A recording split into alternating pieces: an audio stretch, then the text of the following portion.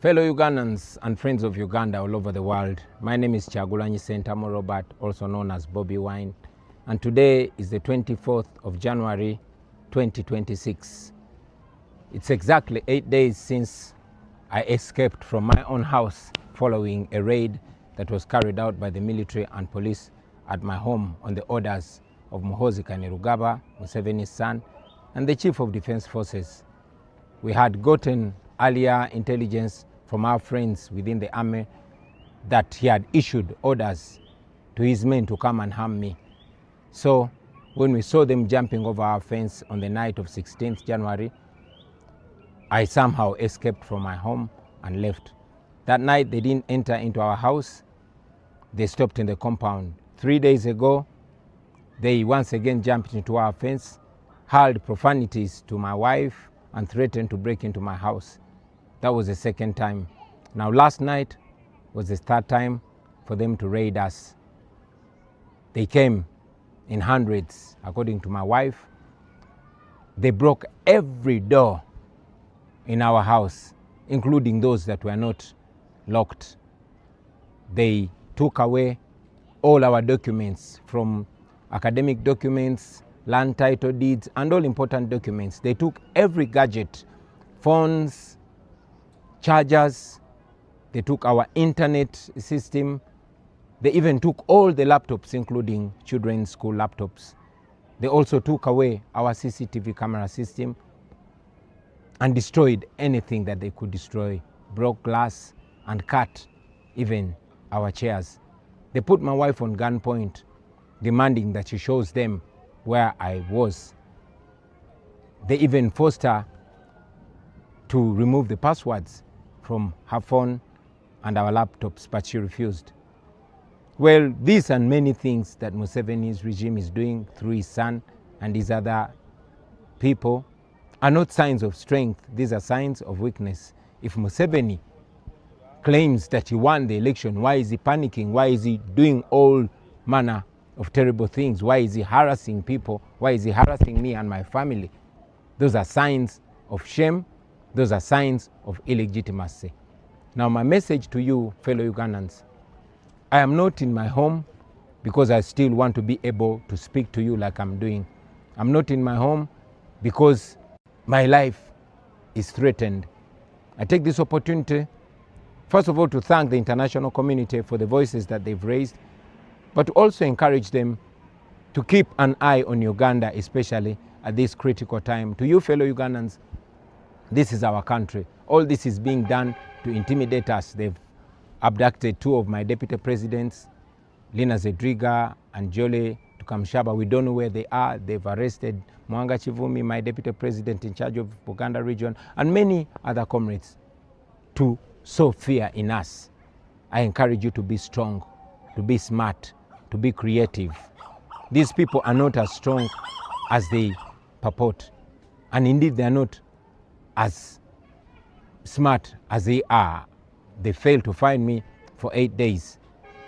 I also tell you that we must never give up. Uganda is our country and we must fight and liberate it. I will resurface at an appropriate time to forward our struggle. In the meantime, I'm not home because I'm trying to keep safe, I'm trying to keep alive, and I want to keep communicating to you.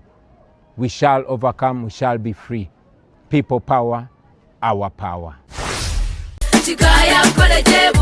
Omuzadde kankwanjulire Kikaya College School Bulenga lya kisulo n'abava ebweru ly'abawala n'abalenzi ligatta amadini gonna liviira ddala ku siniya esooka paka ku y'omukaaga lisomesa arts ne sciences. Omwana bamubangulira ddala tebakoma kusoma busomi kyokka, bamutendeka emirimu gy'omu mutwe omuli okwokya welding, okusiba amazzi, okusiba enviiri, okukosa okufumba oba kiyite catering and hotel management, okuzimba, okutunga oba kiyite fashion and design layini, okukanika emmotoka, okukusa amasannyalaze, ku bitone by'abayizi b'ekansa omuli okuyimba, okusamba omupiira wamu n'okubaka, endya y'abaana nnungi, layibulale ya mulembe. Ow'ekisulo osasula emitwalo 69. Okwo nno kwe kuli okulya, okusula, okusoma n'endabirira endala yonna. Lisangibwa Bulenga ku Mityana Road, kilomita 7 zokka okuva e Kampala. Kuba ku 0772 442 799. New Subs Fashions tukutuusaako ebiteeteeyi kw'ossa abaya, engatto, ensawo z'abakyala, jackets, jeans n'ebirala. Tusangibwa ku Wilson Street ku kizimbe ekya Sunset Arcade ground floor shop number 2. Okututuukako va ku Pioneer Mall,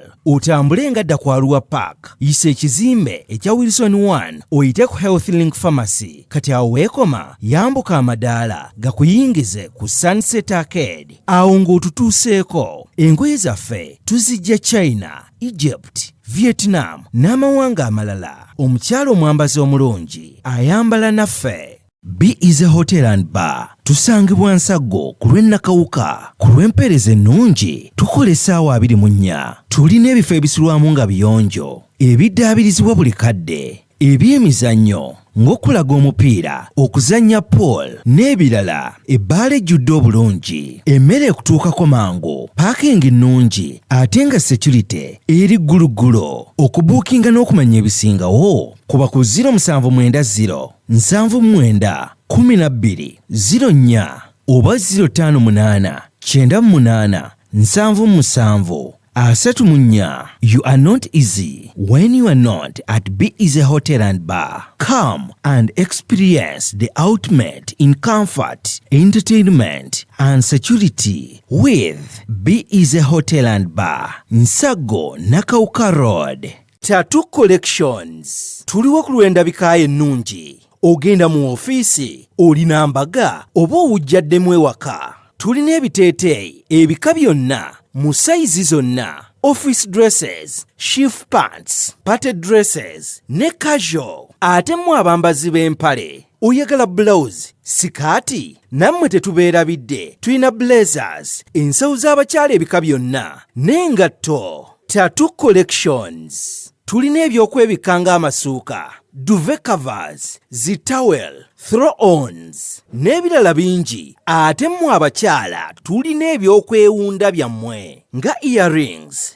Oyagala kutereeza ku mubiri gwo? Tulina supplements ez'enjawulo nga collagens, fat burners ne multivitamins mu bika eby'enjawulo. Tusangibwa Ntinda ku kizimbe ekya Ntinda Shopping Center, room number A09, emabega wa Housing Finance Bank, okuliraana Zain Forex Bureau. Okumanya ebisingawo tukubireko ku 0773 72 51 52 oba 0702 89 44 10. Oyinza n'otusindikira email zaitattoo@gmail.com oba genda ku mikutu gyaffe gya social media. Tattoo Collections. Find your style. Find your comfort.